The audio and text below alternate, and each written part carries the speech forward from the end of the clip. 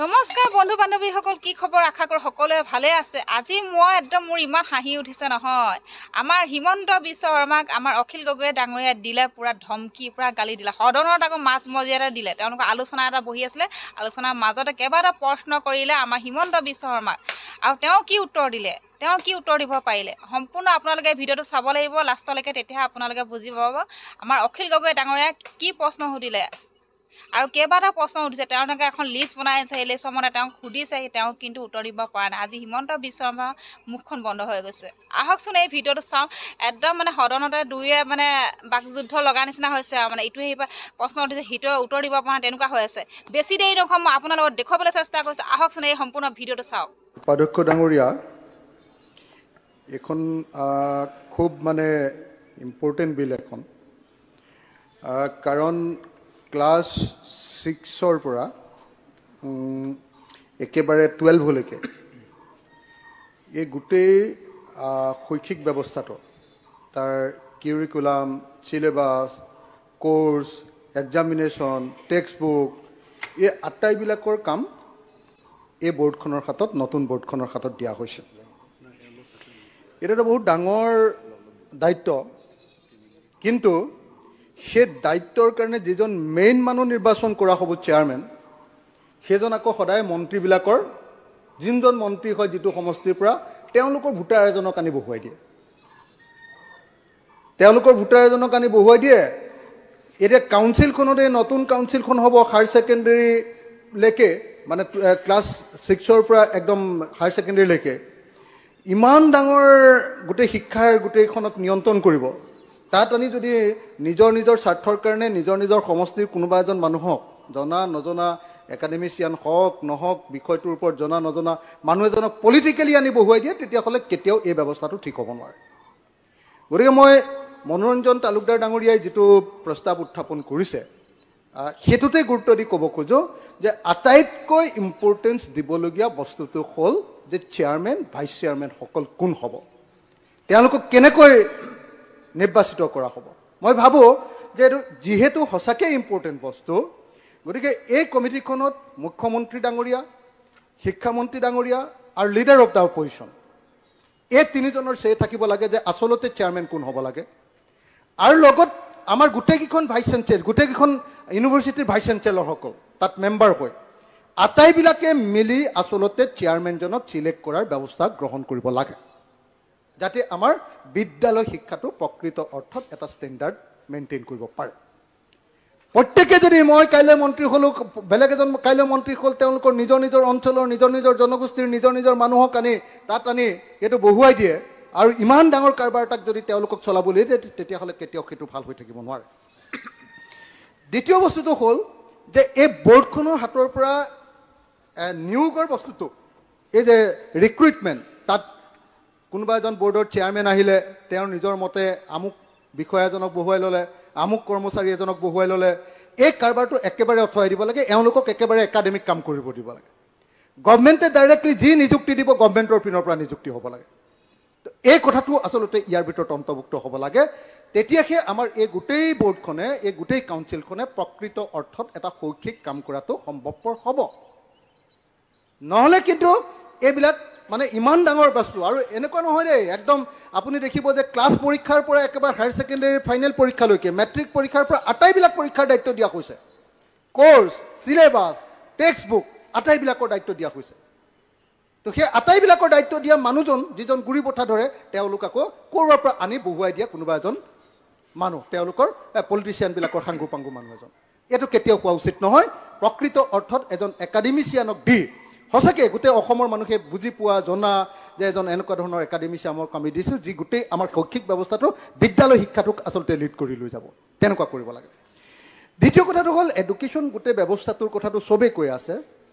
আমাৰ এডুকেশ্যন ব্যৱস্থাটো আপুনি চাওক, LP স্কুলত 6টা ক্লাছ বা 5টা ক্লাছ, শিক্ষক আছে এজন বা দুজন। সেইটো কি এডুকেশ্যন ছিষ্টেম হ'ব কওক? এজন বা দুজন শিক্ষকে 6টা ক্লাছ চলাব পাৰে নেকি কওক? তাৰপাছত এটা হলতে, LP স্কুলৰ এটা হলতে, এটা দীঘলীয়া ৰুম এটাতে 4টা বা 5টা বা 6টা ক্লাছ। তাতে নেওতাও গাই থাকিব, তাতে অংকও কৰি থাকিব, তাতে সাহিত্যও পঢ়ি থাকিব, কিন্তু এডুকেশ্যন হ'ল নেকি কওকচোন? এইটো কিবা এডুকেশ্যনৰ সঁচাকৈ মিনিমাম কামকেইটাও আমি এতিয়ালৈকে কৰিছোঁনে? বৰ দুৰ্ভাগ্যজনক এডুকেশ্যন ছিষ্টেম এটাৰ মাজেদি আমি আগবাঢ়ি গৈ আছোঁ। দুৰ্ভাগ্যজনক, অত্যন্ত দুৰ্ভাগ্যজনক। আজিকালি ল'ৰা ছোৱালীয়ে জন্ম পাই 2 বছৰৰ পাছতে মোবাইল টিপি আমেৰিকাৰ শিক্ষা ব্যৱস্থা চাই থাকে। আৰু গৈ লৈ আমি যিটো অংগনবাদী কেন্দ্ৰত সোমাব লাগে, কেনেকৈ ল'ৰা ছোৱালীয়ে পঢ়িবগৈ তাত? যিখন LP স্কুলত আমি সোমাওঁগৈ তাত কেনেকৈ ল'ৰা ছোৱালীয়ে? ছাপ্লিমেণ্টাৰীটো হ'ল যে আমি দেখিছোঁ যে যিবিলাকে এতিয়া NPS পাইছে, নিউ পেঞ্চন ছিষ্টেমলৈ আহিলে বা নেশ্যনেল পেঞ্চন ছিষ্টেমলৈ আহিলে, সেই ছিষ্টেমত খুব কম পৰিমাণে পেঞ্চন পাইছে মাহিলী। যেনেকৈ ধৰক মোৰ লগত ইয়াত আছে গৌৰাংগ চন্দ্ৰ, প্ৰাক্তন প্ৰধান শিক্ষক, গোপালপুৰ ME স্কুল, পাথাৰকান্দি, কৰিমগঞ্জ। তেখেতে এই মাহত মানে পাইছে 2553 টকা পেঞ্চন। তেখেতৰ কেঞ্চাৰ হৈ আছে। পৰিয়ালৰ লোকে জনাইছে যে তেওঁলোকৰ পৰিয়ালটো সাংঘাতিক ধৰণে বিপদত আছে, কিন্তু তেওঁলোকে একেবাৰে চলিব পৰা অৱস্থাত নাই। গৌৰাংগ চন্দ্ৰ তেখেতৰ নাম। 2 নম্বৰটো হ'ল যে ডম্বৰু খনাল, তেখেতেও 2020 চনত ৰিটায়াৰ কৰিছিলে, মুক্তিনাথ পোখৰেল ME স্কুল, গমিৰি, গহপুৰত। তেখেতে আজিৰ দিনটোত 1437 টকাৰ পেঞ্চন লাভ কৰিছে। তাৰপাছত আপুনি কুৱেশ্যনটো কৰক। হয়, শশধৰ নাথ আৰু এটা মাত্ৰ হেৰি কৰি, শশধৰ নাথ প্ৰধান শিক্ষক, লংগাই চাহ বাগিচা, তেখেত পাথাৰকান্দি, কৰিমগঞ্জ। তেখেতে 1080 টকা পেঞ্চন পাইছে মাহেকত। এতিয়া মোৰ প্ৰশ্নটো হ'ল যে পশ্চিমবংগ, ৰাজস্থান, হিমাচল প্ৰদেশ, ছত্তীশগড়, ঝাৰখণ্ড, কৰ্ণাটক, এইবিলাক ৰাজ্যই আগৰ NPSৰ পৰিৱৰ্তে OPSলৈ ঘূৰি আহিছে। পশ্চিমবংগই প্ৰথমৰ পৰাই OPSতে আছে।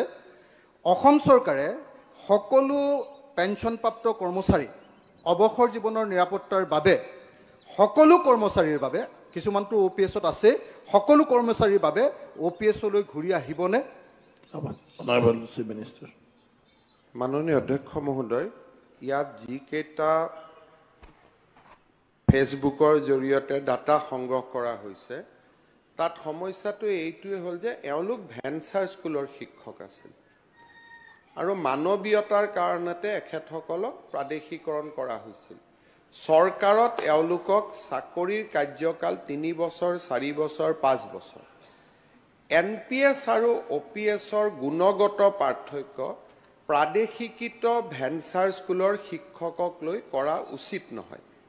আজি আমাৰ কনিষ্টবলত যিবিলাক ল'ৰা সোমাইছে বা আমি যি 1 লাখ ল'ৰাক নিযুক্তি দিছোঁ, তেওঁলোকে OPSতকৈ বহুত বেছি টকা পইচা পাব আফটাৰ 35 years অফ ছাৰ্ভিচ। আজি যিখিনি OPSৰ কাৰণে আমি সঘনাই পাই আছোঁ, এই গোটেইখিনি অখিল গগৈ ডাঙৰীয়াৰ উত্তৰতে দেখা গৈছে যে তিনিওজনেই শিক্ষক আৰু এওঁলোক প্ৰাদেশিকিত বহুত দিন ব্যক্তিগত খণ্ড বা সামাজিক খণ্ডত কাম কৰি তেওঁলোক ভেঞ্চাৰ আছিলে, ভেঞ্চাৰৰ পৰা প্ৰভিন্সিয়েলাইজ হ'ল। কোনোবা 8 মাহ কাম কৰিছে, কোনোবাই 6 মাহ কাম কৰিছে, কোনোবাই 2 বছৰ কাম কৰিছে, কোনোবাই 3 বছৰ কাম কৰিছে। এতিয়া এখেতসকলে চৰকাৰৰ পেঞ্চন পোৱাৰ বাবে বহুতে যিটো ৰিকুৱাৰ্ড পিৰিয়ড অফ ছাৰ্ভিচ কৰিব লাগে, সেই ছাৰ্ভিচটোও কৰা নাছিলে। যে এওঁলোক OPS হ'লেও পেঞ্চন পাব বুলি কোনো গেৰেণ্টি নাছিলে, কাৰণ পেঞ্চন পাবৰ কাৰণে এটা ৰিকুৱাৰ্ড ছাৰ্ভিচ এটাও কৰিব লাগে। এতিয়া প্ৰশ্নটো হ'ল, ভাৰত চৰকাৰে এখন কমিটি বনাই দিছে OPS আৰু NPSৰ বিষয়টো আলোচনা কৰাৰ কাৰণে। তাতে অসম চৰকাৰে এটা প্ৰস্তাৱ দিছে, যিটো যোৱাকালি কেৰেলাটো একেখিনি কথা কেৰেলাৰ বিধানসভাত এইবাৰ বাজেটত উল্লেখ কৰা হৈছে যে এচিউৰ্ড পেঞ্চন, অৰ্থাৎ এজন ব্যক্তিয়ে OPSে হওক NPSে হওক এটা এচিউৰ্ড পেঞ্চন এটা তেওঁলোকে পাব লাগে। আৰু অসম চৰকাৰে কেন্দ্ৰীয় চৰকাৰৰ যিখন কমিটি বনাই দিছে ফাইনেন্স ছেক্ৰেটাৰীৰ লগত, সেই ফাইনেন্স ছেক্ৰেটাৰীৰ নেতৃত্বত হোৱা কমিটিখনত অসম চৰকাৰে স্মাৰক পত্ৰ দিছে যে OPSে হওক NPSে হওক এচিউৰ্ড পেঞ্চন এটা পাব লাগে। বিষয়টোলৈ ভাৰত চৰকাৰে আলোচনা কৰি আছে আৰু এই আলোচনাবিলাক দেশভিত্তিক হ'ব লাগিব। কিছুমান ৰাজ্যই বেংগলৰ কথা কৈছে, বেংগলে OPS লোৱা নাই, বেংগলে মানুহক দিয়া নাই, কাকো দিয়ে নিদিয়ে। য'ত অসম চৰকাৰে দি আছে, বেংগলে নিদিয়ে।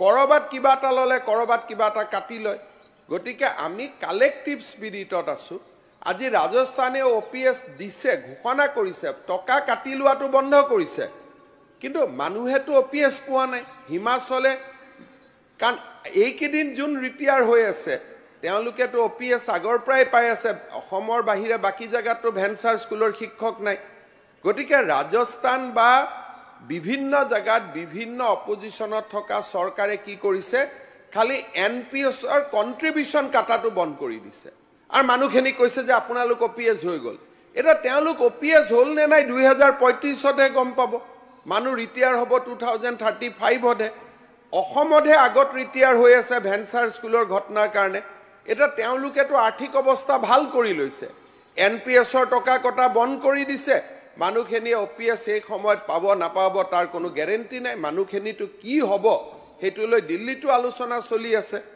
কাৰণ এইবিলাক ন্যাশনাল পলিসি হ'ব লাগিব ৰাজ্য চৰকাৰে ইয়াত পলিসি লৈ কোনো লাভ নাই কেন্দ্ৰীয় চৰকাৰে এখন আঁচনি কৰি দিছে আৰু সেই কমিটিখনৰ প্ৰতিবেদন আহিলে আমি প্ৰতিবেদন অনুসৰি কাম কৰিম আমাৰ ৰাজ্য চৰকাৰে স্পষ্টভাৱে কেন্দ্ৰীয় চৰকাৰক জনাই দিছে যে আমি এচিউৰ্ড পেনশন এটাক মুখকতা কৰো যে এটা মিনিমাম পেনশন এটা মানুহে পাবই লাগিব সেই কথাটো আমি কেন্দ্ৰীয় চৰকাৰক আমাৰ মেমৰেন্ডামত আমি জনাই দিছো কিন্তু যোৱা কেইদিনমান আগতে সদনত পীযুষ হাজৰিকা ডাঙৰীয়া এটা উত্তৰ দিছিলে নতুন কৰ্মচাৰীখিনি OPSত যাব নোখোজে যি আজিকালি এপইন্টমেন্ট পাইছে পৰখি এপইন্টমেন্ট পাইছে কাৰণ they have a long service career of 35 years যি লৰাই 20-21 বছৰত চাকৰি কৰিছে তেওঁলোকে 40 বছৰ চাকৰি কৰিব গতিকে 40 বছৰত NPSত তেওঁলোকে চাকৰি কৰাৰ পিছত যিমান পেনশন পাব it will be almost equivalent to the salary হেকাৰণে ই এটা নিয়ম হ'ব নোৱাৰে আজি যদি আপোনালোকে কয় যে মই OPS কৰি দিম আজি চাকৰি পোৱা লৰাখিনে প্ৰতিবাদ কৰিব যে আমাকতো নালাগে OPS কাৰণ পৰিবেশ সময়ৰ লগে লগে পৰিৱৰ্তন হৈ যায় হেকাৰণে ভাৰত চৰকাৰক মই যোৱাবাৰো সদনত উত্তৰ দিছো যে আমি যেহেতু সেন্ট্ৰেল পে স্কেল ইমপ্লিমেন্ট কৰিছো আমি ভাৰত চৰকাৰৰ লগত যাম ৰেলৱেৰ কৰ্মচাৰীও আছে ভাৰত চৰকাৰ অধীনত কাম কৰা কিমান লাখ লাখ কৰ্মচাৰী আছে গতিকে তেওঁলোকৰ হিতৰ কাৰণে যেটো সিদ্ধান্ত গ্ৰহণ হ'ব ৰাজ্য চৰকাৰেও সেই সিদ্ধান্তটো গ্ৰহণ কৰিব কিন্তু ভেঞ্চাৰ স্কুলৰ শিক্ষকসকলৰ পে স্লিপখন লৈ পেলাই যে গুটেই কৰ্মচাৰীৰে তেনেকুৱা এটা অৱস্থা হ'ব তেনেকুৱা ভয় খুৱাই থকাটো উচিত নহয় কাৰণ এটো তথ্যৰ ওপৰত প্ৰতিষ্ঠিত নহয় 3 বছৰ চাকৰি কৰা আৰু 30 বছৰ চাকৰি কৰা মানুহৰ মাজত বহুত বেছি পাৰ্থক্য থাকে অধ্যক্ষ মহোদয় মই মোৰ সেকেন্ড সাপ্লিমেন্টাৰী কৰি লওঁ অধ্যক্ষ ডাঙৰীয়া যদিও তেখেতে কৈছে যে এটো 3 মাহ 4 মাহ 3 বছৰ কাম কৰা মই যি তিনটা উদাহৰণ দিছিলো এজনৰ 10 বছৰ এজনৰ 9 বছৰ এজনৰ 8 বছৰ চাকৰি হৈছিল আৰু মোৰ লগত আৰু তেনেকুৱা ঢেৰ আছে বেলেগ বেলেগ ডিপাৰ্টমেন্টৰ পৰা যিবিলাকৰ পৰা কিন্তু দেখা গ'ল যে মুখ্যমন্ত্ৰী ডাঙৰীয়াই আসলতে পুৰণি পেনশন ব্যৱস্থালৈ আহিব খোজা নাই এতিয়া মোৰ দ্বিতীয় মোৰ সাপ্লিমেন্টাৰীটো হ'ল মাননীয় মুখ্যমন্ত্ৰীয়ে যোৱা 21 মাৰ্চ 2023 তাৰিখৰ দিনা বিধানসভাত মোৰ এটা সংকল্প প্ৰস্তাৱৰ উত্তৰত কৈছিলে যে 2035 চনতহে মানে গম পোৱা যাব যে আসলতে লাভ হৈছে নে লোকসান হৈছে এই কথাটো কৈছিলে যে OPS আৰু NPSৰ গ্যাপটো মানে যদি OPS আগতে যেটো পাইছিলে তেনেকুৱা পেনশনত যদি যিমান বেছি পায় তাতকৈ যদি NPSত কম পায় তাৰ যেটো মাজৰ যেটো গ্যাপ হেতু আমাৰ ৰাজ্য চৰকাৰে দি দিম বুলি কৈছিলে এতিয়া অসমত 7600 জনে নতুনকে পেনশন পায় NPS পায় 7600 জনে কিন্তু এই 7600 জনক এজনকো যত কোনোবাই 400 টকা পায় কোনোবাই 300 টকা পায় কোনোবাই 2500 টকা পায় হিমান টকা লৈকে পায় তেওঁলোকৰ OPS আৰু NPSৰ যেটো গ্যাপ সেই গ্যাপটো এতিয়ালৈকে 1 টকাও দিয়াৰ ব্যৱস্থা কৰা নাই যেতিয়ালৈকে OPS লাগু নকৰিব এতিয়ালৈকে এই 7600 জন বা যিকোনো এজন ৰিটায়াৰ কৰা নতুন এমপ্লয়ি চৰকাৰে এই গ্যাপটো যেটো গ্যাপ সেই গ্যাপৰ এমাউন্টটো পে কৰাৰ ব্যৱস্থা কৰিবনে তেখেতৰ প্ৰতিশ্ৰুতি অনুসৰি 21 মাৰ্চ 2023 তাৰিখৰ প্ৰতিশ্ৰুতি মাননীয় অধ্যক্ষ মহোদয় মই হাউসত কোনো প্ৰতিশ্ৰুতি দিয়া নাই মই কৈছো যে এই গ্যাপটো এচিউৰ্ড পেনশন স্কিম হিচাপে দিবলৈ ভাৰত চৰকাৰৰ কমিটিৰ ওচৰত আমি আৰ্জি দিছো এটা আৰ্জিৰ পিছত ভাৰত চৰকাৰৰ প্ৰতিবেদন আহিব ভাৰত চৰকাৰে অসম চৰকাৰৰ আৰ্জিটো মানি ল'লে আমি সেই অনুসৰি কাম কৰিম একজেক্টলি আমি হাউচত যিটো কৈছোঁ সেইখিনি আমি ভাৰত চৰকাৰক লিখি দিছোঁ যে সব ষ্টেটৰ কমেণ্ট বিচাৰিছিল অসমৰ কমেণ্ট এইটোৱে আছিলে যে যদি এজন OPS ৰিটায়াৰ হ'লে 50% পেনশ্যন পায় NPS অজনেও বেংকৰ পৰাই হওক চৰকাৰৰ পৰাই হওক 50% পেনশ্যন পাব লাগে এইটো অসম চৰকাৰৰ বিচাৰ আৰু আমি সেই বিচাৰটো ভাৰত চৰকাৰক দিছোঁ ভাৰত চৰকাৰৰ কমিটিৰ ৰিকমেণ্ডেশ্যন অহাৰ পিছতহে ৰাজ্য চৰকাৰে ব্যৱস্থা ল'ব পাৰিব বুলি সিদিনাখনো প্ৰশ্নৰ